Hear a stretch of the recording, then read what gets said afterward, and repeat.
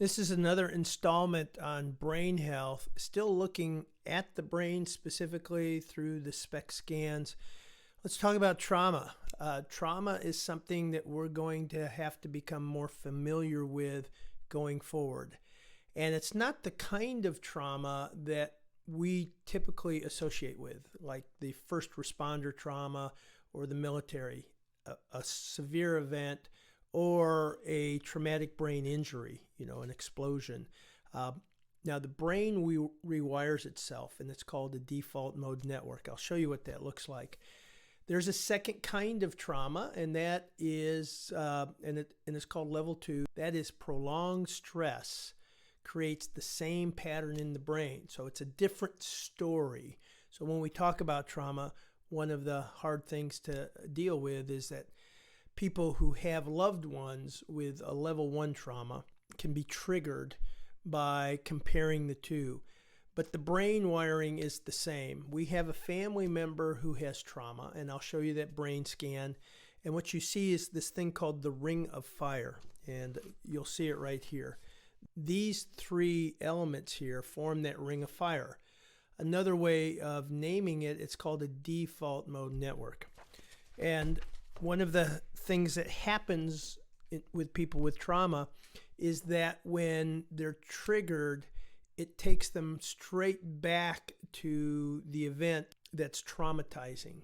Just like we see sometimes in movies where there's an ex-military guy sitting in a restaurant, here's a car backfire and ducks for cover. That's the default mode network. The thoughts get stuck in that loop, that ring of fire. We can go into another episode on actually what parts of the brain that lies, but I just want to lay that out because here's the relevance, especially with the pandemic.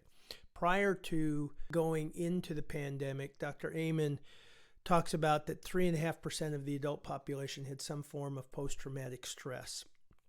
There's anticipation that up to 40% of people will have that same kind of ring of fire in their brain because of the prolonged uncertainty, stress, fear, and even in many cases, some direct and indirect exposure to death because of the pandemic.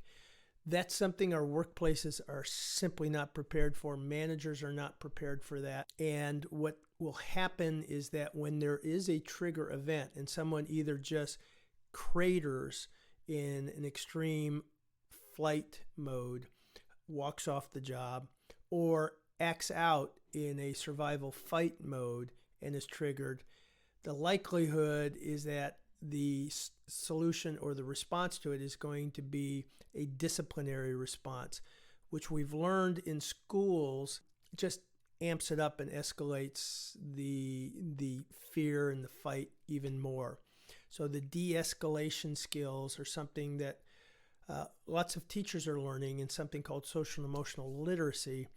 We're going to have to gain those competencies in the workplace. But I just want to show you the brain health side of trauma, and there are remedies and solutions. We've got in here, I'll share some of the suggestions and interventions that the Amen Clinic gave us.